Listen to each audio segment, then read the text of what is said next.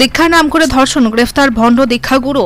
দুবরাজপুর ব্লকের যশপুর পঞ্চায়েতের এক গ্রামে ভণ্ড দীক্ষাগুরুর হাতে চরম লাঞ্ছনার শিকার হলেন এক মহিলা। অভিযোগ, দীক্ষা দেওয়ার নাম করে উজ্জ্বল দাস তাকে ধর্ষণ করে। অভিযুক্ত নিজেই স্বীকার করেছেন ওই অপরাধের কথা, যদিও তিনি দাবি করেছেন মহিলার সম্মতিতে এটি ঘটেছে।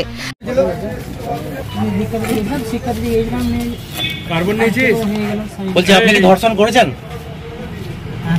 আপনি ধর্ষণ করেছেন? করেছেন? কি করে হলো? জবরদস্তি না, তাহলে এমনি দুজনে মিলে নিয়েছি। আচ্ছা, কে কে ছিল তখন? তখন কে ছিল? ফাঁকাই ছিল বাড়িটা? বাড়িতে ছিলাম, দরজা লাগা ছিল। আপনি কি স্বামীটাকে ডেকেছিলেন? হ্যাঁ, স্বামীটাকে আগে ডেকেছিলাম। স্বামীকে ডেকে শিক্ষা দেওয়ার পরে স্বামী বাড়ি গেল, আমার স্ত্রীকে এলো। শারীরিক সম্পর্ক হয়ে গেল। আপনার নামটা? উজ্জ্বল।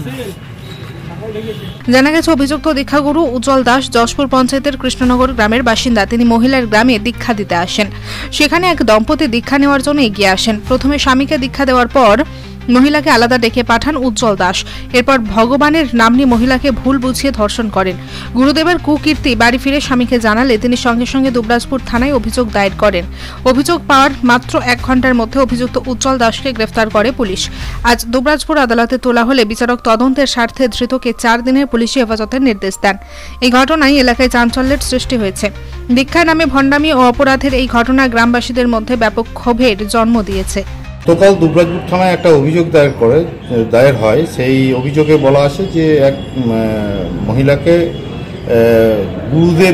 তার গুরুদেব তাদের বাড়িতে গিয়ে ভগবানের নিজেকে ভগবানের জায়গায় নাম করে জায়গায় পৌঁছানোর নাম করে এবং ধর্মের নামে বিভিন্ন ভাবে কথা বলে সেই ভদ্রমহিলাকে প্রলোভন দেখায় এবং প্রলোভন দেখিয়ে তাকে জোরপূর্বক ধর্ষণ করেন।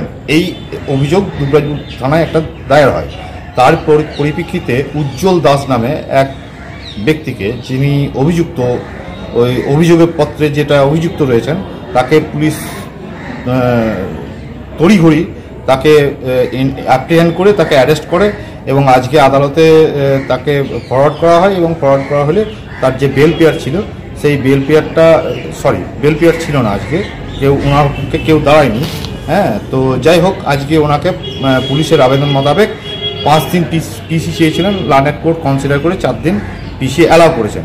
অপরাপর দিক থেকে যে ওই যিনি অ্যারেস্টেড পারসন, তারও মেডিকেলের জন্য পেয়ার ছিল এবং মেডিকেল করানোর জন্য আদালত অ্যালাউ করেছেন। দুবরাজপুর থেকে শেখ অলি মোহাম্মদের রিপোর্ট, জনকণ্ঠ টিভি নিউজ।